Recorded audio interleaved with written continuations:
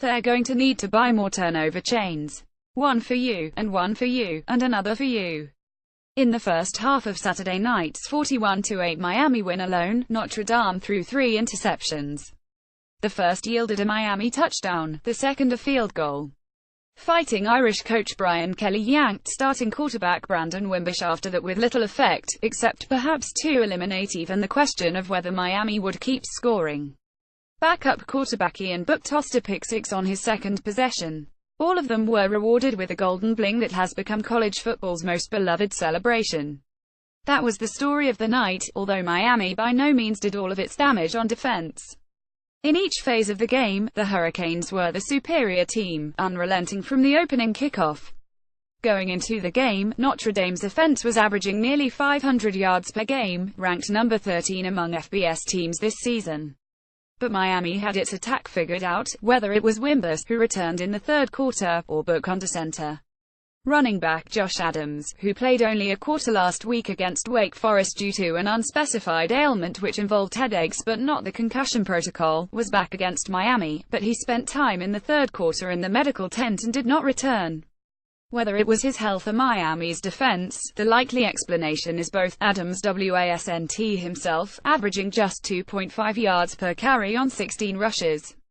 Going into the game, Adams had been good for an average of more than 100 yards, carrying the offense on multiple occasions throughout the Irish's 8-1 start.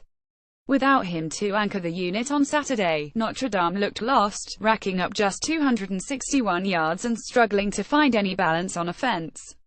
The Hurricanes, meanwhile, were smothering on defense.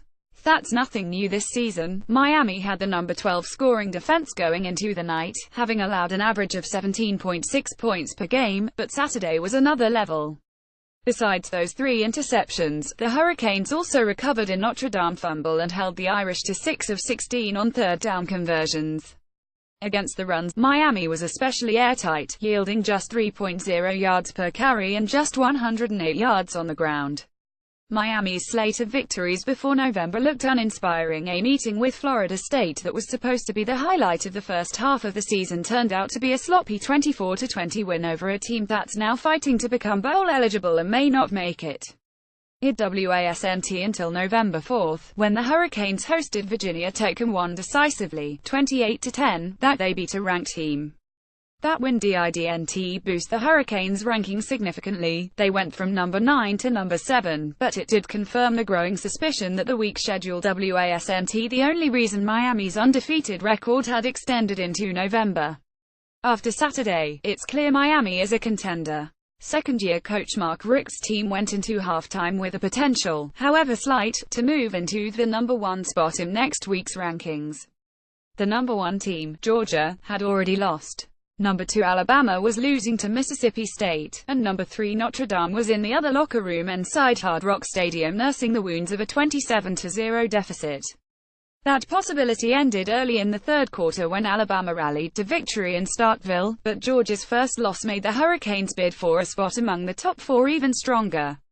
Finishing out the season against Virginia at home and then at Pitt, Miami should go into the ACC title game undefeated, and there's even a remote chance it could fall to ACC Atlantic champion Clemson in Charlotte and still end up with a playoff spot.